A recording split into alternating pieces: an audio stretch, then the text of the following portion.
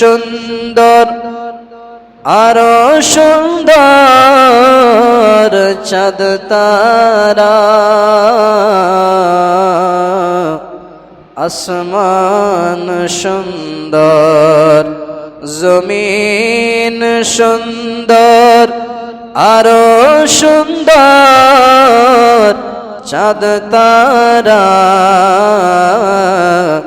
তাহার চাইতেও অধিক সুন্দর দয়ার নবী মুস্তাফা। আল্লাহুম্মা সাল্লি আলা মাওলানা মুহাম্মদ ওয়া আলা আলি সাইয়্যিদিনা মুহাম্মদ সাল্লাল্লাহু তাআলা আলাইহি ওয়াসাল্লাম। বিরাদরান ইসলাম, সমস্ত গুণগান ও গুণভাজন শুধুমাত্র সেই মহান করুণাময় আল্লাহ তাবারক ওয়া তাআলার নিবেদিতে, যিনি ওয়াহদাহু লা শারীক, যিনার কোনো শরীক নেই, যিনি আজকে আমাদের সকলকে পবিত্রতা অর্জন করার পর এই সুন্দর মসজিদে আসার তৌফিক দিয়েছেন, বসার তৌফিক দিয়েছেন। তাই আসুন আমরা সকলে মিলে সেই মহান করুণাময় আল্লাহ তাবারক ওয়া তাআলার শুকরিয়া আদা করি। পবিত্র কোরআনের ভাষায় সকলেই বলি আলহামদুলিল্লাহি রাব্বিল আলামিন। তারপরে পরেই তিনার পরম বন্ধু আখিরি নবী মুহাম্মদ মুস্তাফা সাল্লাল্লাহু তাআলা আলাইহি ওয়াসাল্লামের প্রতি সহস্র কোটিবার দরুদ শরীফের ডালি অর্পিত হোক, বর্ষিত হোক। সকলে বলি আল্লাহুম্মা আমিন। মুআজ্জাজ সামিন কেরাম, আজকে যে আয়াতে কারিমা তিলাওয়াত করার সৌভাগ্য অর্জন করেছি, আল্লাহ তাবারক ওয়া তাআলা বলছেন ইয়া আইয়ুহাল্লাযীনা আমানু কুলু মিন তাইয়্যিবাতি মা রাযাকনাকুম। এই আয়াতের সিধা সাদা তর্জমা হলো আল্লাহ তাবারক ওয়া তাআলা বলছেন ইয়া আইয়ুহাল্লাযীনা আমানু, হে ঈমানদার বিশ্বাসী বান্দারা, কুলু তোমরা খাও, মিন তাইয়্যিবাতি মা রাযাকনাকুম, আল্লাহ তাবারক ওয়া তাআলা যেটা তোমাদের জন্য হালাল করেছে, পবিত্র রেখেছে। জোরে বলেন সুবহানাল্লাহ। এই আয়াত দ্বারা আমরা স্পষ্ট বুঝতে পারছি যে আল্লাহ তাবারক ওয়া তাআলা বলতে চাইছেন যে হালাল খাও, হারাম খাবার খেও না। এবার প্রশ্ন হলো যে আমরা কি সত্যি এখন হালাল খাবার খাচ্ছি?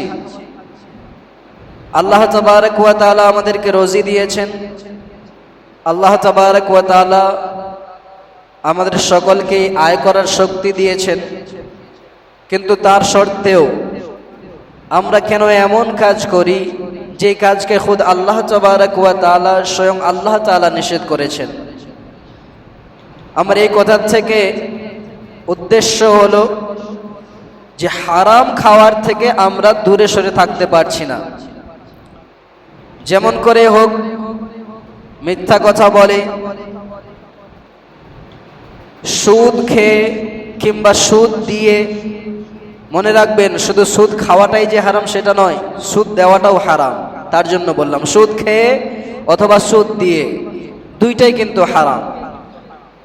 তার সঙ্গে সঙ্গে কাহার উপরে জুলুম করে, জিয়াদতি করে, তার হক মেরে নিয়ে, নিজের ভাইয়ের সঙ্গে ঝগড়া করে তার থেকে জমিন বেশি নিয়ে, নিজের স্ত্রীর উপরে জুলুম করে, তার শ্বশুর বাড়ির থেকে টাকা নিয়ে, এই সমস্ত কিছু যে হারাম আমরা খাচ্ছি, এই জায়গা থেকে আবার সকলে আমরা এটা যেন না মনে করি যে আমাদেরকে, আমি সকলকে বলছি এইরূপ আমার উদ্দেশ্য নয়। আমার উদ্দেশ্য হলো যে যারা আমরা এই কাজটা করছি তার মধ্যে আমিও শামিল হতে পারি।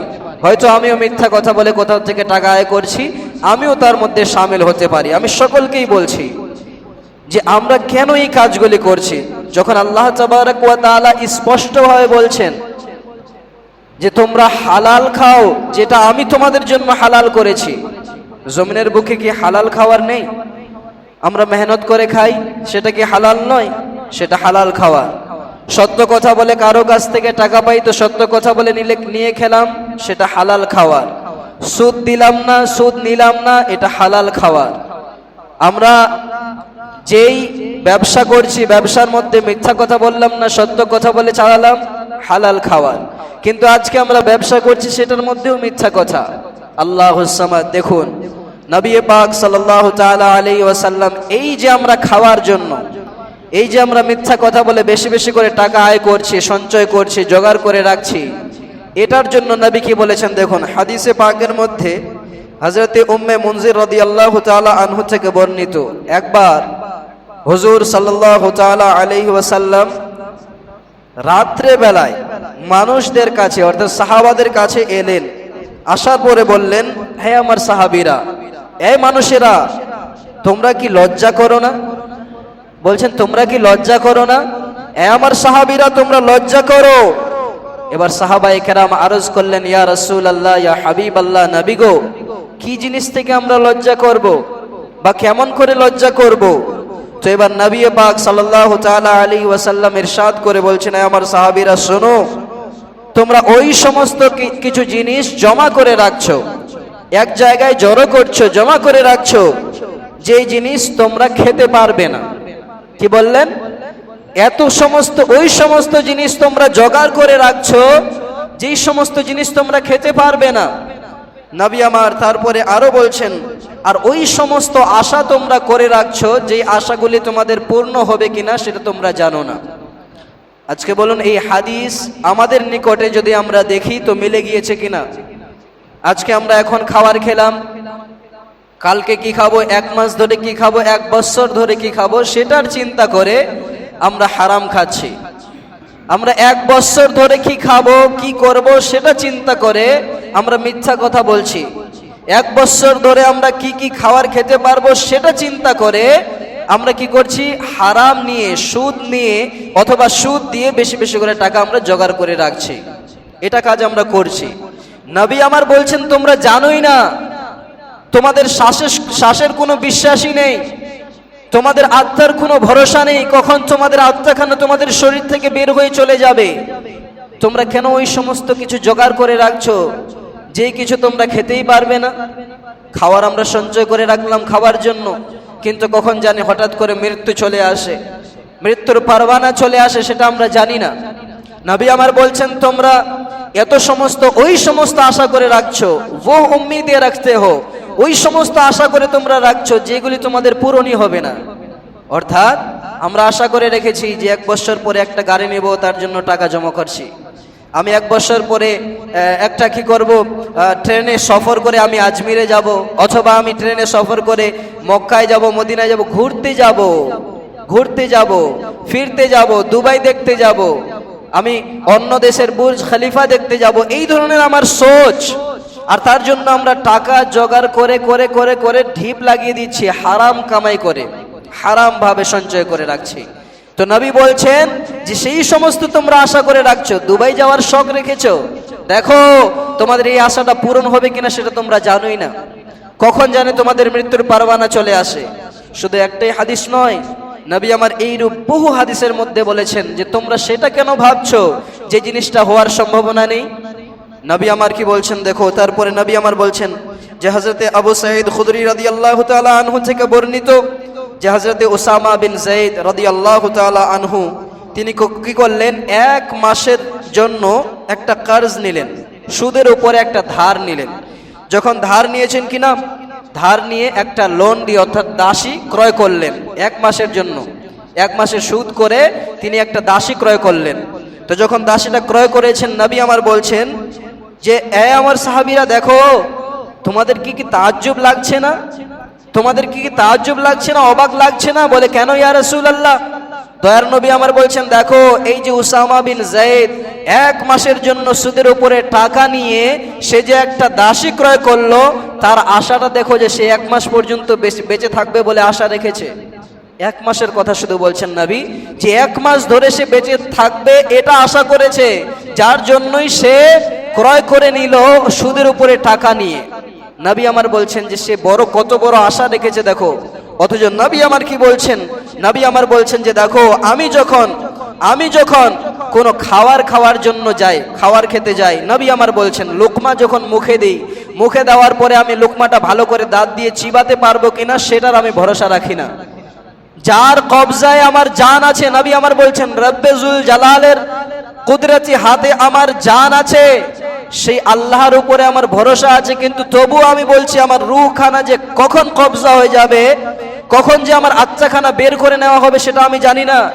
নবী আমার বলছেন মুখে আমি ভাত দিলাম, খাবার দিলাম, লোকমা দিলাম, দেওয়ার পরে আমি সেটাকে চিবাতে পারবো কিনা, এতটুকু আমার সময় আছে কিনা, এইটাও আমি ভরসা পাই না। একজন সাহাবায়ে কেরাম, একজন সাহাবী রাসূল জিজ্ঞাসা করেন একদিন নবী পাক সাল্লাল্লাহু তাআলা আলাইহি ওয়াসাল্লাম মাসাহ করছেন, অর্থাৎ এই মাটি দিয়ে মাসাহ করছেন, ধুলোবালি দিয়ে মাসাহ করছেন। তো একজন সাহাবী রাসূল জিজ্ঞাসা করেন ইয়া রাসূলুল্লাহ, ইয়া হাবিবাল্লাহ, একটু সামনেই জল আছে, আপনি ধুলোবালি দিয়ে কেন মাসাহ করছেন? তো নবী পাক সাল্লাল্লাহু আলাইহি ওয়াসাল্লাম বলছেন আমার সাহাবী শোনো, এই যে সামনে জলটা তুমি দেখতে পাচ্ছ, সেই জল পর্যন্ত আমি যেতে পারবো কিনা এটাই আমার ভরসা নেই। অর্থাৎ আমার রূহখানা কখন কবজ হয়ে যাবে আমি জানি না। এটা শুধুমাত্র আমাদের শিক্ষার জন্য নবী বলছেন আমি জানি না যে দেখো আমি এই জায়গায় মাসাহ করছি এই কারণে যে আমি সেই জায়গা পর্যন্ত, অর্থাৎ যেই জায়গায় জলটা আছে সেই জায়গা পর্যন্ত যেতে পারবো কিনা, এতটুকু সময় আমার আছে কিনা আমি এটাও জানি না। তবে আজকে আমরা কোথায় আছি? আজকে আমরা 1 বছর, 2 বছর, 4 বছর, 10 বছর আমাদের সন্তান হবে, তাদের জন্য খাওয়ার কি কি ব্যবস্থা করতে হবে সব কিছু করার জন্য মিথ্যা কথা বলছি, সব কিছু জোগাড় করার জন্য আমরা হারাম ভাবে টাকা সঞ্চয় করছি। আল্লাহুস সামাদ। দেখুন আজ আমরা জুলুম করে, অন্যায় করে, ব্যভিচার ভাবে টাকা পয়সা সঞ্চয় তো করে নেব, কিন্তু এই টাকা আমাদের কবরে, আমাদের আখিরাতে আমাদের ধ্বংস হওয়ার কারণ হয়ে দাঁড়াবে। আমরা যখন কবরে যাব সেই সময় অন্ধকার কবরে আমাদের সঙ্গে যে জিনিসগুলি কাজে আসবে, এই হারাম ভাবে সঞ্চয় করার টাকা কাজে আসবে না। এই যে দুনিয়ার উপরে মিথ্যা কথা বলেছেন এই কথাগুলি কাজে আসবে না। দুনিয়ার উপরে যে আপনি কারো উপরে জুলুম করেছেন সেই জুলুমটা কাজে আসবে না। দুনিয়ার উপরে যে আপনি কাউকে আঘাত দিয়েছেন সেই আঘাত আপনার কাজে আসবে না। দুনিয়ার উপরে আপনি যে কারোর সঙ্গে ব্যভিচার ভাবে, অন্যায় করে কথা বলছেন সেই কথাগুলি আপনার কাজে আসবে না। যেই কাজগুলি আপনার কাজে আসবে সেই কাজগুলি হলো নামাজ, সেই কাজগুলি হলো আপনার ঈমান, সেই কাজগুলি হলো আপনার রোজা, সেই কাজগুলি হলো আপনার যাকাত, সেই কাজগুলি হলো আপনার সাদকা, সেই কাজগুলি হলো আপনি যে হজ করতে যাবেন সঠিক অর্থাৎ হালাল আয় দিয়ে সেই হজ, সেই কাজগুলির মধ্যে হলো আপনি মা বাবার খিদমত করবেন সেটা, সেই কাজগুলির মধ্যে কাজ হলো যে আপনি আপনার সন্তানকে সঠিক শিক্ষা দেবেন সেই শিক্ষা, সেই কাজগুলি হলো যে আপনি মানুষের সঙ্গে যখন কথাবার্তা বলবেন নরম আন্দাজে কথা বলবেন সেটা। অর্থাৎ এই সমস্ত কিছু আমাদের কাজে আসবে। আর এই সমস্ত কিছুর মধ্যে আমাদের ভিতরে শুধুমাত্র হয়তো উচিতে 1-2টা আছে, রমজান মাসের রোজা আছে আর নামাজ হয়তো আমরা পড়ছি, শুধু এই 2টা জিনিসই আছে। আর বাকি সব মানুষের সঙ্গে যে আমাদেরকে নরম ভাবে কথা বলতে হবে নেই, আমাদের সন্তানকে যে আমাদেরকে ইলমে দ্বীনের শিক্ষা দিতে হবে সেটা নেই, আমাদেরকে যে মানুষের সঙ্গে ন্যায় বিচার করতে হবে সেটা নেই, আমাদেরকে যে নিজের মা বাবার খিদমত করতে হবে সেটাও নেই, আমাদেরকে যে দুনিয়ার বুকে চলার সময় মানুষের সঙ্গে যখন সাক্ষাৎ হবে সালাম করতে হবে, কালাম সুন্দরভাবে করতে হবে সেটাও নেই। আমাদের কাছে শুধুমাত্র সেটাই আছে যেই 2টা আমি বললাম, শুধুমাত্র এক নামাজ আর দ্বিতীয়ত আমাদের কাছে রমজান মাস আসলেই রোজা। এই ছাড়া আমাদের কাছে কিছু নেই। নিজের ঈমানটাকেও আমরা মজবুত ভাবে রেখেছি কিনা সেটাও আমাদের জানা নেই। আল্লাহুস সামাদ। আল্লাহ তাবারক ওয়া তাআলা বলছেন দেখো ইয়া আইয়ুহাল্লাযীনা আমানু, হে ঈমানদার বিশ্বাসী বান্দারা, কুলু তোমরা খাও, কুলু তোমরা খাও, মিন তাইয়্যিবাত মা রাযাকনাকুম। আল্লাহ তাবারক ওয়া তাআলা বলছেন আমি যেটা তোমাদের জন্য হালাল করেছি, আমি তোমাদের জন্য যেটা পবিত্র রেখেছি সেটার থেকে তোমরা খাও। হারাম করে তোমরা খেও না, হারাম সঞ্চয় করে খেও না, মিথ্যা কথা বলে খেও না, গীবত করে খেও না, চুগলি করে খেও না, কার উপরে জুলুম করে তার থেকে টাকা নিয়ে খেও না। আল্লাহ তাআলা বলছেন সুদ নিয়ে টাকা খেও না, সুদ দিয়ে টাকা খেও না। আল্লাহ তাবারক ওয়া তাআলা বলছেন মায়ের উপরে জুলুম করে অত্যাচার করে টাকা খেও না, নিজের ভাইয়ের উপরে অত্যাচার করে জুলুম করে তার জমিকে জবরদস্তি হাড়পিয়ে নিয়ে খাবার খেও না। এগুলা সব হারাম, এগুলা খাচ্ছ যার কারণে তোমার আখিরাত বরবাদ হচ্ছে। আল্লাহুস সামাদ। আজকে আমাদেরকে সতর্ক হওয়ার খুবই প্রয়োজন রয়েছে। আজ আমরা আল্লাহর বান্দা হয়েছি, আমরা আজ পর্যন্ত জানলামই না যে বান্দার হক কি। এবং হুকুকুল্লাহ কি, অর্থাৎ আল্লাহর হক কি এবং বান্দার হক কি। আমরা এতটুকুই কিছুই জানি না, আমরা কিভাবে হালাল ভাবে সঞ্চয় করব। দেখুন কিতাবের মধ্যে সুন্দর করে বয়ান করা রয়েছে যে হুকুকুল ইবাদ অর্থাৎ বান্দার যেগুলি হক, তার মধ্যে একটা হক হলো যখন আপনি রাস্তা ধরে চলবেন, আপনি কোনো মুসলমান ভাইয়ের সঙ্গে সাক্ষাৎ করবেন, তাকে সালাম করা, এটাও একটা হুকুকুল ইবাদের মধ্যে পড়ে যায়। তার সঙ্গে সঙ্গে আরো বলা হয়েছে যদি কোনো ব্যক্তি রাস্তাঘাটে চলার সময় ছিক দেয়, সে যদি আলহামদুলিল্লাহ বলে, সেই আলহামদুলিল্লাহ কথার উত্তর দেওয়া, এটাও একটা হুকুকুল ইবাদ অর্থাৎ বান্দার হক। তার সঙ্গে সঙ্গে আপনি আর আমি আজকে যে নিজের শরীরের জোর দেখিয়ে মানুষের উপরে জুলুম করছি, অত্যাচার করছি, জমিকে জবরদস্তি করে বেশি করে নিচ্ছি নিজের ভাইয়ের হক থেকে, নিজের বোনের হক মেরে খাচ্ছি, তো উলামায়ে কেরামগণ বলছেন কি যে দেখো এটাও হলো হুকুকুল ইবাদ থেকে বাইরে, অর্থাৎ হুকুকুল ইবাদ হবে যে তুমি তোমার বোনের হিস্সা, যে জমি থেকে তোমার বোন যেটা হিস্সা পাবে সেটা তুমি সুন্দর করে বের করে দাও, তোমার ভাই যেটা হিস্সা পাবে, ভাগ পাবে, সেটা তুমি সুন্দর করে বের করে দাও। হুকুকুল ইবাদ হলো। তার সঙ্গে যখন তুমি দুনিয়ার বুকে কোনো মানুষের জন্য তুমি বিচার করতে যাবা, ন্যায় পক্ষের হয়ে দাঁড়িয়ে যাও, চাহে বিপক্ষে যারা আছে অর্থাৎ অন্যায়ভাবে যারা আছে, তারা যদি কোটিপতি হয়ে যায়, তারা যদি করোড়পতি হয়ে যায়, তবুও তুমি ন্যায় অর্থাৎ যদি গরিব মানুষটা ন্যায়ের দিকে থাকে, অবশ্যই ন্যায়ের দিকে দাঁড়াও। যদি তুমি টাকা দেখে সেই ধনীর দিকে যাবা, তবে অবশ্যই সেটা তোমার জন্য বান্দার হককে মেরে খাওয়া হবে, আর এটা করলেই তুমি জাহান্নামী হয়ে যাবা। আজ আমরা এগুলা কাজ করছি না। আমরা রাস্তাঘাটে চলতে ফিরতে মানুষের সঙ্গে আঘাত দিয়ে কথা বলি।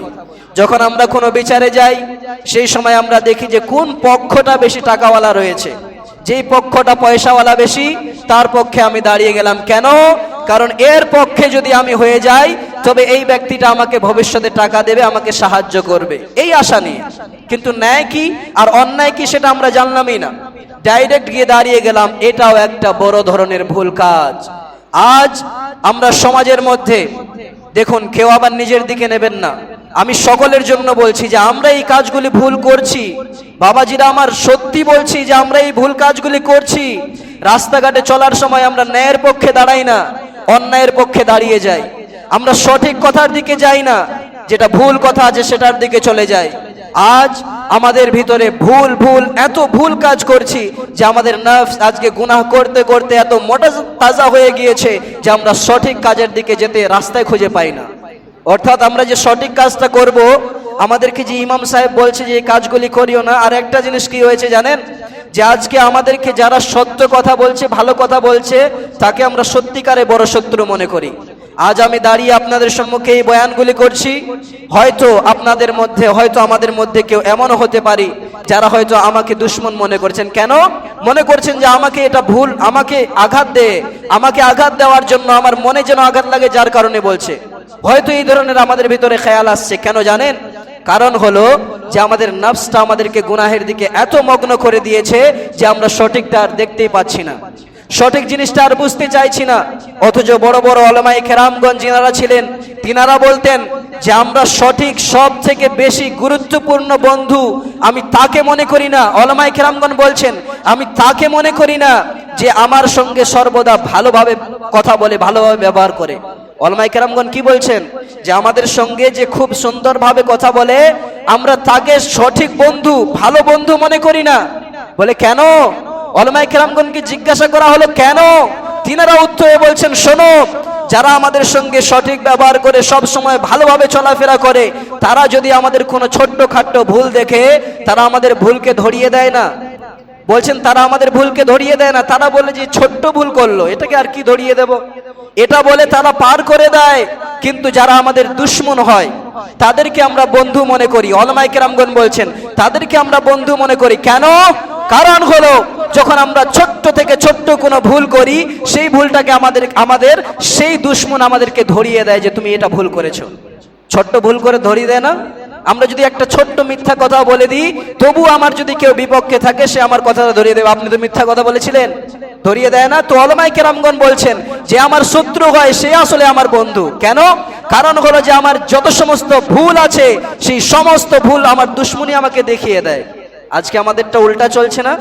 আমরা তাকে বন্ধু মনে করছি যে আমার ভুলগুলি লুকিয়ে রাখবে, যে আমার ভুলগুলি আমাকে ধরিয়ে দেবে না। আজ আমি আপনাদের সম্মুখে আপনাদের ভুল দেখানোর জন্য দাঁড়ালাম। আপনাদের ভুল আমি দেখাচ্ছি, যার কারণে হয়তো আমাকে কেউ দুশমন মনে করবেন, কিন্তু দেখুন এটা সরাসরি খিলাফ। ওলামায়ে কেরামগণ, আল্লাহর ওলিগণ, তিনারা আমাদেরকে শিক্ষা দিয়ে গিয়েছেন, যাকে তুমি দুশমন মনে করছো সেই তোমার আসলে বন্ধু। কেন? কারণ সে তোমার ভুলগুলি তোমাকে দেখিয়ে দেবে। যে তোমার সঙ্গে নরম মেজাজে কথা বলে না, কঠোর মেজাজে কথা বলে, সেই তোমার আসল বন্ধু হবে। কেন? সে তোমার ভুলগুলি দেখিয়ে দিয়ে তোমাকে আঘাত দিয়ে বলবে যে এটা সঠিক কাজটা করো, তুমি ভুল কাজ করিও না, সঠিক কাজটা করো। সেই বন্ধুই আপনাকে বলবে। সেই আপনার সঙ্গের সাথী যে আপনার ভুলগুলি ধরিয়ে দেয়, সেই আপনার সঠিক বন্ধু হতে পারে, সেই আপনাকে জাহান্নাম থেকে বাঁচাতে পারে। উলামায়ে কেরামগণ, আর নবী পাক সাল্লাল্লাহু আলাইহি ওয়াসাল্লাম হাদিস পাকের মধ্যে কেন বলেছেন যে তোমরা বন্ধুত্ব রাখবা তো আলিমের সঙ্গে রাখো? কেন? কারণ তো এটাই যে আলিম তোমাকে বুঝাবে যে দেখো তুমি যে নামাজ ছেড়ে দিচ্ছ এটা ভুল, এটা বড় ভুল, কঠিন আযাবের কাজ, জাহান্নামে যাওয়ার কাজ। তুমি যাকাত না বের করছো, আলিম তোমাকে বুঝাবে যে তুমি যাকাত দিচ্ছ না, এই টাকা তোমার মাংস খেয়ে ফেলবে। এটার জন্যই তো বলেছে যে আলিমের সঙ্গে তুমি শোন দাও, আলিমের সঙ্গে বন্ধুত্ব রাখো, এই কারণেই তো বলা হয়েছে। কিন্তু আজকে বড় আফসোস লাগে, কিছু আলিমও আমরা এমন হয়ে গিয়েছি যেনারা হয়তো বন্ধুত্বর কারণে শুধুমাত্র নিজের লাভটা দেখার জন্য অপর, অর্থাৎ যে আমাদের বন্ধু হওয়ার জন্য এসেছিল, আমার কাছে শেখার জন্য এসেছিল, তাকে আমি সঠিক বার্তাটা দিচ্ছি না। হয়তো আমরাও এমন কিছু কিছু আছি যেনারা টাকার জন্য, শুধুমাত্র নিজের স্বার্থের জন্য আমরা আমাদের সাধারণ পাবলিককে সুন্দরভাবে বুঝাই না। আমি চেষ্টা করছি এটাই যে আল্লাহর বান্দারা সকলকেই বলছি